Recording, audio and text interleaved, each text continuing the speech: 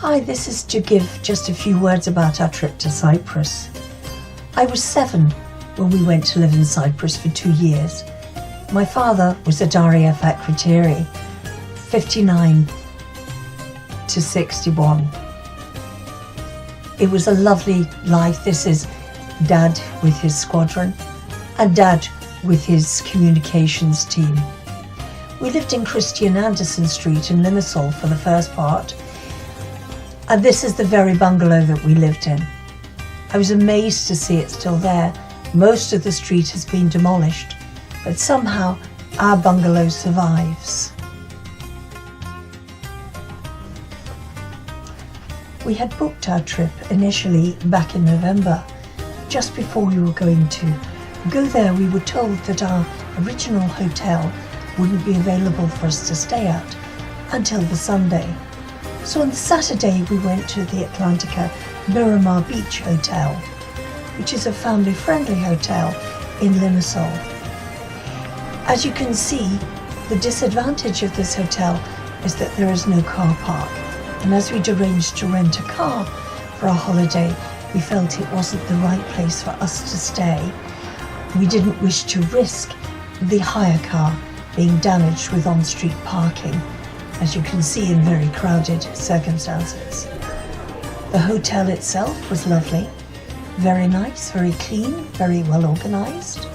Rooms were very comfortable, and as you can see, our room had a lovely view of the beach and also of the hotel grounds. There are pools for the adults, one indoors, one outdoors, and a children's pool. And there is also plenty of space in the outside, and you can walk directly from the hotel grounds onto the beach.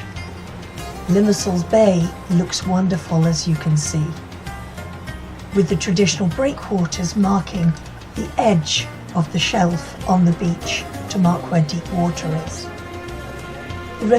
There is a river that runs through the hotel property grounds, and they made the best of this, showing lovely fish running through the hotel grounds. Sure attraction for children who are fascinated with them, and some adults too. We were able to speak to our TUI rep in the morning of the hotel, Sophie, and she very kindly and quickly organised our transfer to our original hotel, the Atlantica Bay, for the next day. Meanwhile, we took a walk into Limassol through the streets and coming back via the beach, which is as ever grey sand and a little pebbly. You can swim from it though. There were very few amenities on the part of the beach that we walked on, but we did find a very pleasant place to have a drink before continuing our walk back. Day 2, and we moved to the Atlantica Bay Hotel. This is an adults only hotel that had recently reopened after refurbishment. As you can see, as we're walking to our room, there is nobody else around. Our hotel room was very pleasant. We had a lovely view over the bay and down into the hotel grounds. The wing I'm looking at to the right is still closed for refurbishment at the time of this filming, which was early March 2020. The weather was sunny and breezy and pleasant. The actual hotel grounds were lovely. It was a bit like walking around the Mare Celeste. We were the only people there, it would seem. And at dinner that night, there seemed only to be 4 other couples in the hotel. Lovely outdoor swimming pool. I really regret it was a little too chilly for me to swim, but it would give you a wonderful opportunity to swim, relax and lounge. There is an indoor heated swimming pool undercover with a retractable pool roof, which also has the health spa attached to it, which I went to and had a lovely massage. The beach is accessed by a narrow pathway down the side of the hotel, cross the main road with a pedestrian crossing where the bus stops are, and 2 flights of steps down to the promenade and beach. I think you would have a challenge if somebody had difficulties in mobility to get to the beach. It looks lovely. As you can see, lovely promenade, lots of lovely space. One note is that the lifeguards do not seem to be on duty until April, given the notices there.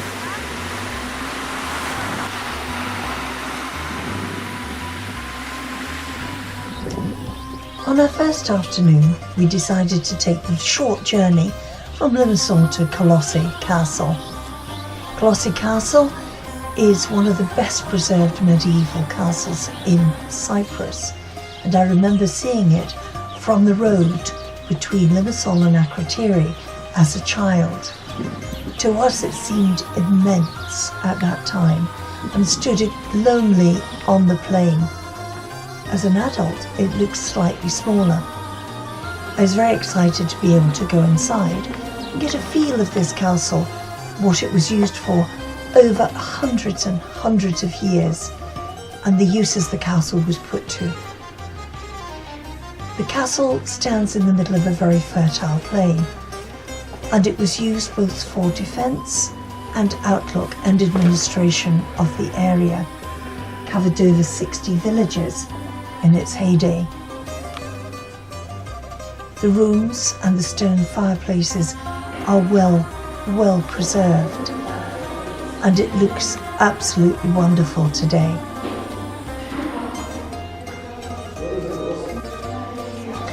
There is a wonderful old painting in the downstairs room, and it indicates that this room was used at one time for worship.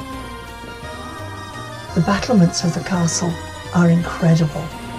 Gives out to beautiful views over the surrounding valley and over to the sea in the distance. Outside the castle there are further ruins of the earlier castle that stood before this castle was built, with the original entrance being by drawbridge. The earlier castle shows it was built separately from the main castle as it was now. And it still has the sugar mill, which used to grind sugar all those years ago. From Colossi, we drove the short distance to see the gates of Royal Air Force Akrotiri, where my father was based.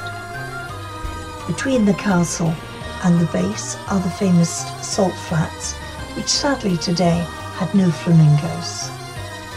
I remember living on the base at Akrotiri, the freedom it gave us from being under 24-hour curfew in Limassol. We decided the next day to take a trip to Paphos. Driving in Cyprus is relatively easy.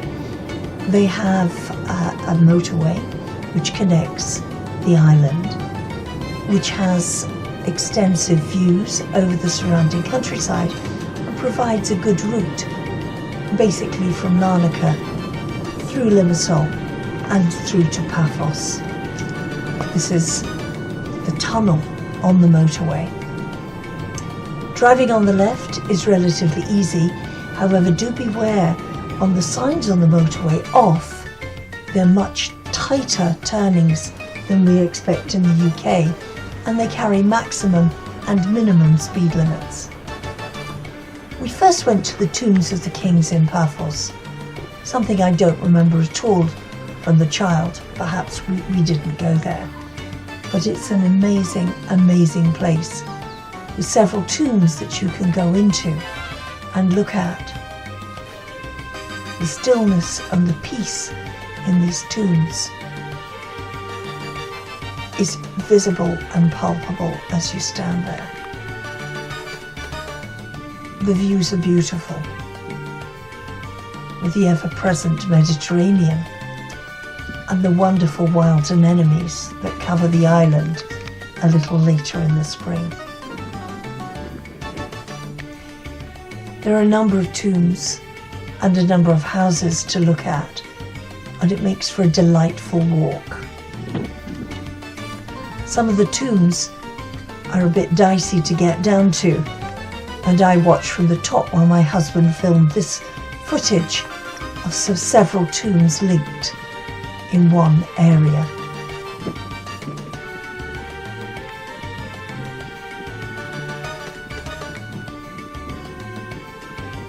These are the views of the countryside and the coastline.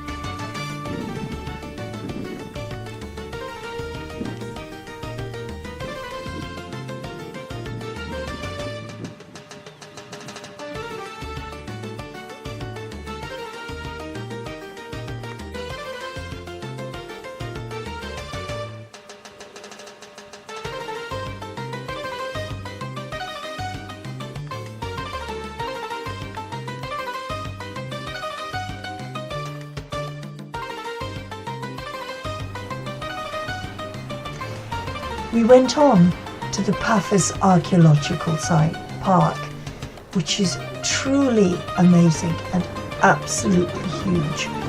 Do go with water and good footwear. The ruins and the various houses that are preserved are immense and amazing, with some amazing mosaics. Some of the outdoor mosaics are still covered with tarpaulin and gravel, as you can see here, possibly over the winter period.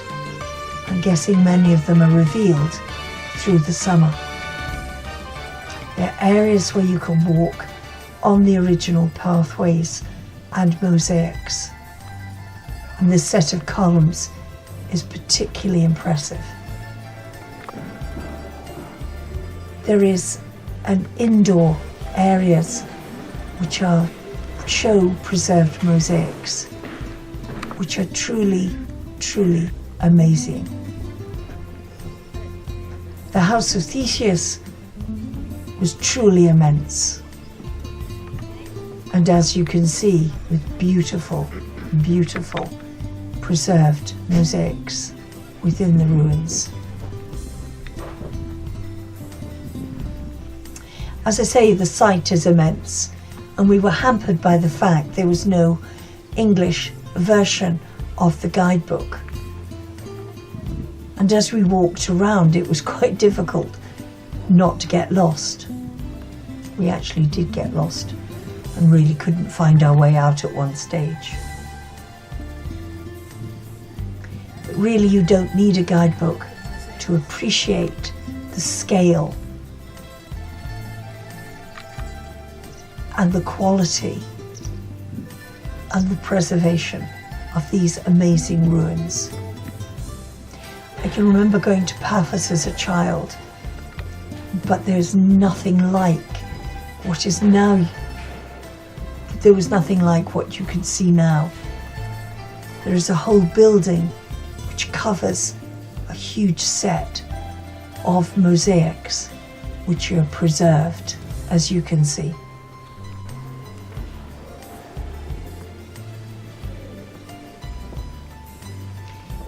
You got to the stage where it got to be absolutely unbelievable that these things have lasted well over 2,000 years.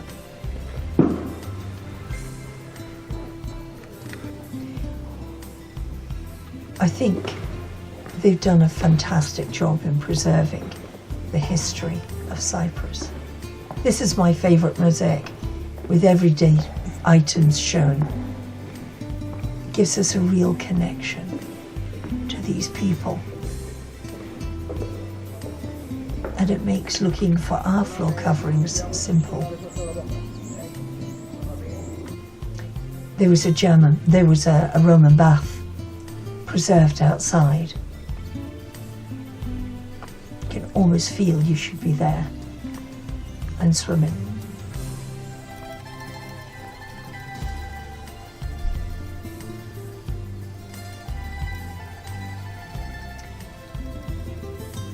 further round from the houses, the lighthouse and the amphitheatre is there, which is in remarkable state of preservation.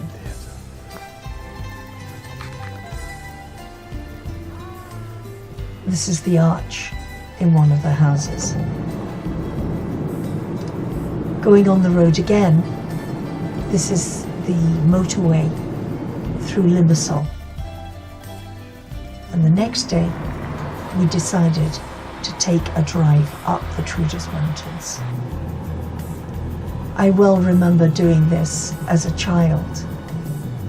I have to say, the almond blossom in this March month is absolutely beautiful. The roads I remember as a child were single track, with hard shoulders, just unmetalled. This is at the top of Troodos, at the ski centre. We had a lovely coffee in the Ben Nevis Cafe, which proudly pronounces itself 400 feet higher than Ben Nevis in Scotland. There's still snow there, as you can see, but not treacherous. We found the Cyprus Railway Museum, and I was surprised to see there was a railway that originally went from Famagusta through to this little area in the Troodos Mountains. There's a fascinating little museum here with a little bit of track. And in the shed, there is a brake wagon on one of those funny little platforms where you pump up and down. The guide through the museum said that they were hopeful that they would run trains on a little bit of track one day.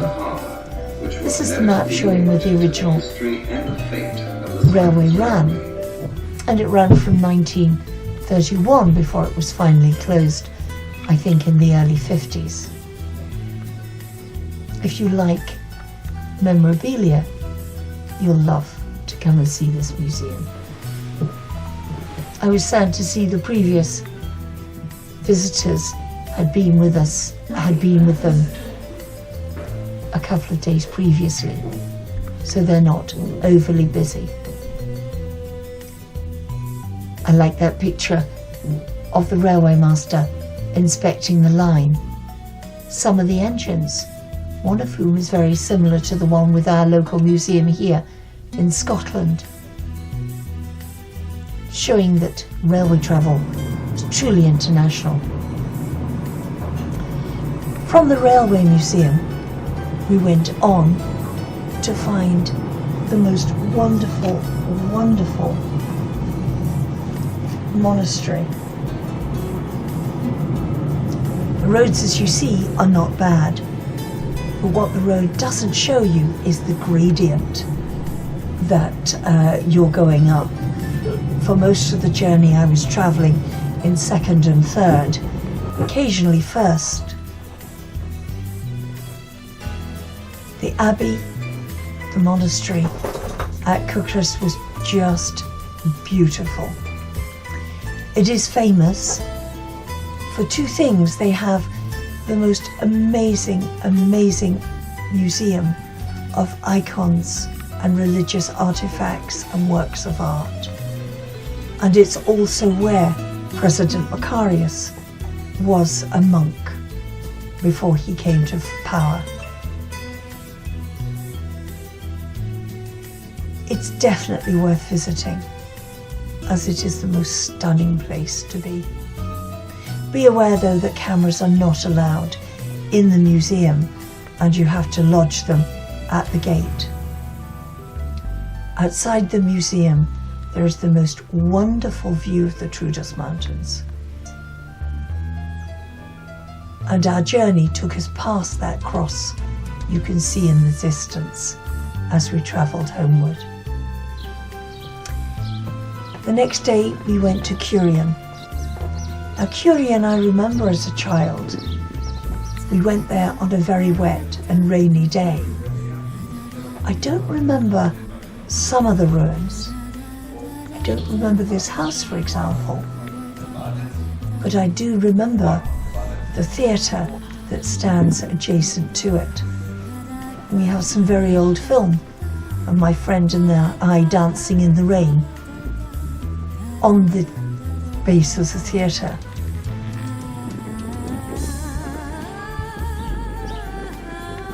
This house was a Christian house, and it is shown in the museum and the mosaics as we see it.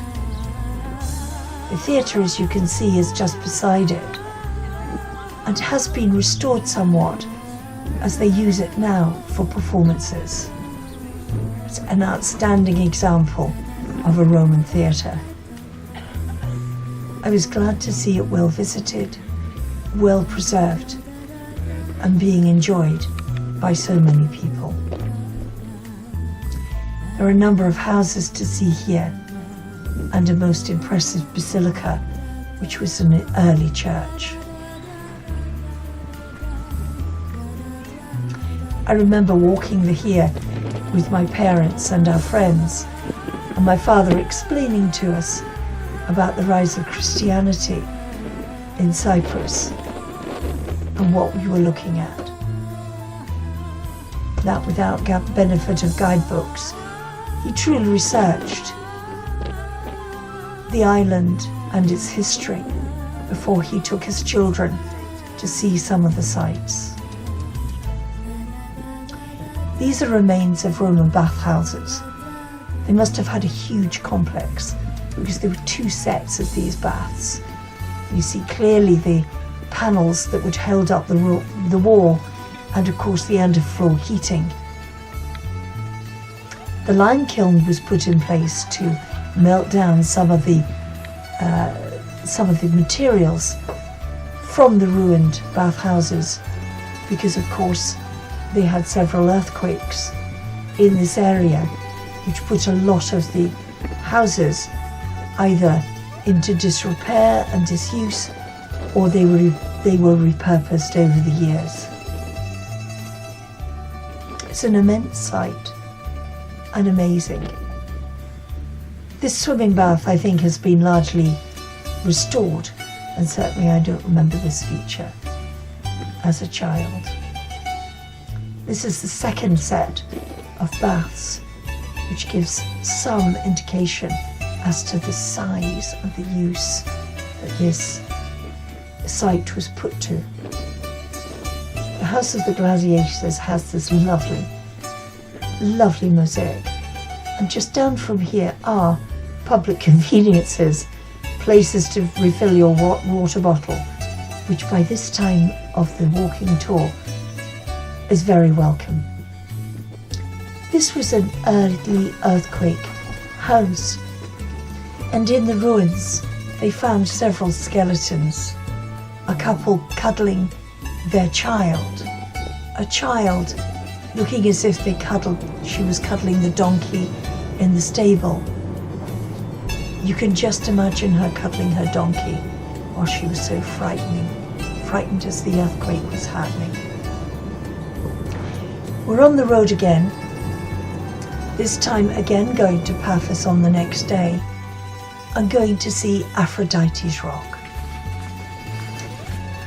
There's a new road there built now, and a big car park with a lovely cafe and a souvenir shop, and you access the beach through the tunnel, which wasn't there when I was a child. I remember sitting on the beach, having a lovely picnic with friends and family, and being encouraged to swim. Again, this rock looks so much nearer than it did when I was a child. To swim there and touch the rock seemed an immense distance. But as an adult, it looks relatively simple. Happy days in the sun. At the end of this video, we've attached some of the old cine films from when I was a child. And you can see how things have changed. This was then. This was my mother and father leaving our quarters in Akrotiri and going down with friends to go swimming in Buttons Bay off Akrotiri. My brother and myself in my treasured swimming costumes sent from Britain by my grandmother. There were Cubs, Scouts, Brownies on the camp, and this footage is my brother at Cubs camp in the Bundu just outside Akrotiri. He's the one with the cap on, who's the only Cub who'd forgotten to take it off. This is some footage of my father and mother driving through Troodos. As you can see, the road is single track, so if you met something, it was a battle of nerves not to get off onto the scrubbed hard shoulder.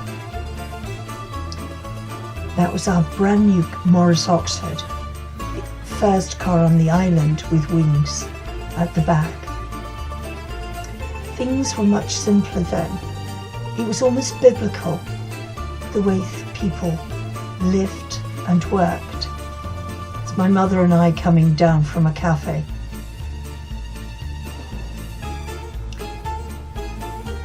This was the band who were playing in a park. You would see people with mules, and you could buy fruit, nuts, carobs. This is mother buying some walnuts from the street trader. And he's cracking the walnuts so we can taste some to make sure that we knew they were good and sweet. The views remain the same, but the roads and the way of life has changed dramatically.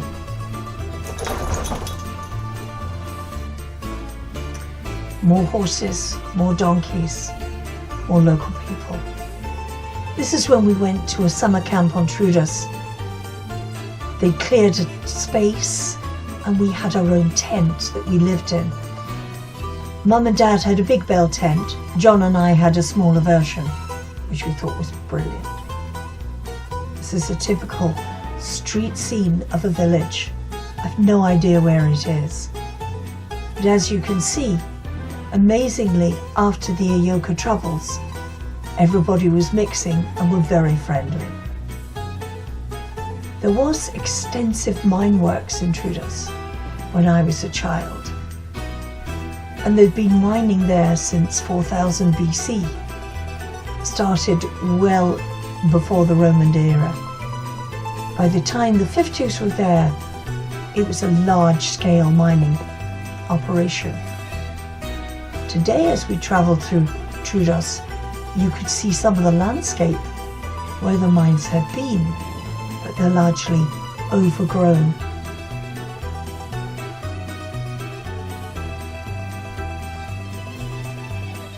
And again, the marvellous mountain ranges captured by my dad's treasured cine camera.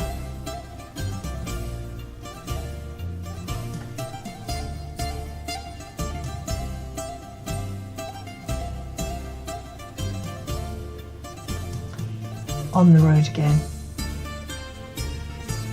and the poor donkeys. Having said that, the donkeys all looked well cared for to my childish eyes. We felt very intrepid driving those roads to Troodos, and to think that my father won a commendation and mentioned in dispatches for his bravery driving at speed up those mountains to maintain the radar communication system on the top of the mountains in a light jeep, beating the terrorists as they were looking to blow up bridges to catch the British maintaining the communication systems. And then just a year later, we were able to go there. That was a shot of the railway that we found in our travels in the 50s. These are the roads, I think, leading down to Paphos. See, all single track. and you didn't want to get off onto the hot shoulder because there could be unexploded bombs. We found this church and a tomb of an Ayoka hero. Used to put the photographs on the tombstones. Here we are again buying from a roadside trader. My mother was amazed at the quality, the scope and the cheapness of the fresh fruit we could buy. And as children we got a real taste for fresh oranges.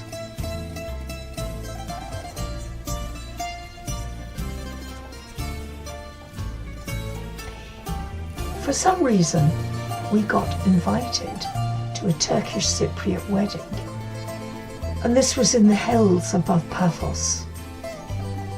The bride was beautiful and doll-like. I have an idea it was our landlord's cousin or relative, but I do remember the wedding reception where the bride had money pinned on her, and I do remember them butchering a goat to kebab for the wedding reception. Queues of traffic going through the very, very narrow streets. Everything stopped when somebody had to make a delivery. What is missing from this video is the continuous sound of people peeping their horns to speed up the traffic and hurry up to where they were going. Mum, John, and I, and the ubiquitous Coca-Cola lorry, still looking the same and still looking remarkably like the Christmas Coca-Cola lorry they used today. This was a major parade. The Duke of Gloucester had come over from the UK to inspect the troops at Akrotiri and to oversee the blessing of new colours for the camp. The lady in the pink hat, I think, is Mrs. Wing Commander, and the lady in the white hat, a good friend of my mother's, with her husband. My father marched that day. It was the first time in decades he'd taken part in a parade, and he was truly suffering as he had a poisoned toe at the time. The band, the fly past, and him inspecting the troops. I don't remember being there. I rather think us children were in school, and I think my mother took this video. Here are the colours about to be blessed, I believe by Padre Goodrich, who lived next door to us on the camp. Wonderful, wonderful Padre. And the colours being marched past the troops. The slow march. Here we are coming from a local food store in Limassol with mother carrying the groceries. Very environmentally friendly in a paper bag. And the shot of the man, the ice cream man, and this man who's carrying his plough on the back of the donkey. My parents used to tip people who used to let us take their photograph. And this is the old road, I think, going down to Paphos and Aphrodite's Rock. Beautiful, beautiful Cyprus.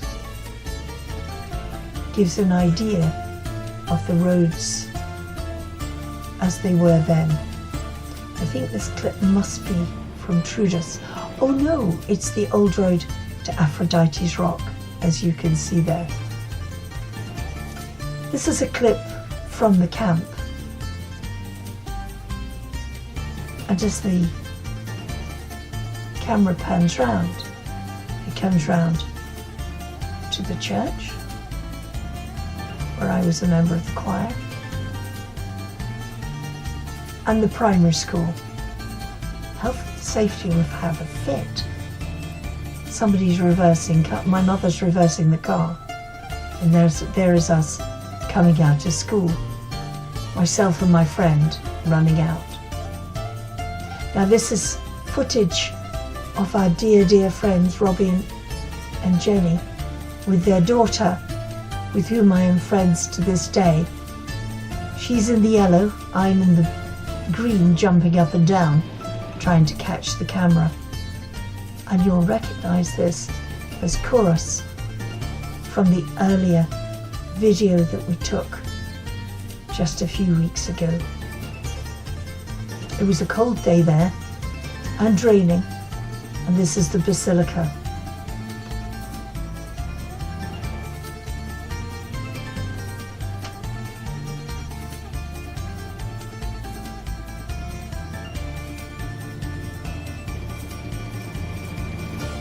I remember not being able to understand exactly what was happening. And here's the theatre with my friend and I. Such a long time ago, such wonderful memories, such wonderful friends. This is the church parade and my brother carrying the Cubs flag. You can't see me, but I'm carrying the Brownies flag. We were so proud to go to church in our uniforms. This would have been taken by my father, because my mother would have been playing the organ in the church. Poor John's having a hard time controlling that yellow flag, as you can see. I felt I was cheated having a little pennant to carry, because we weren't deemed strong enough or clever enough to handle a flag. And so in 1961, we sailed from Famagusta home.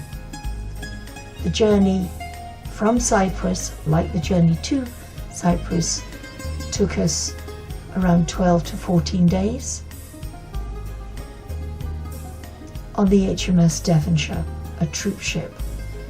This time we were so happy to have our father travelling home with us, several good friends. It was a memorable trip. I was so happy, so safe, that we were all together.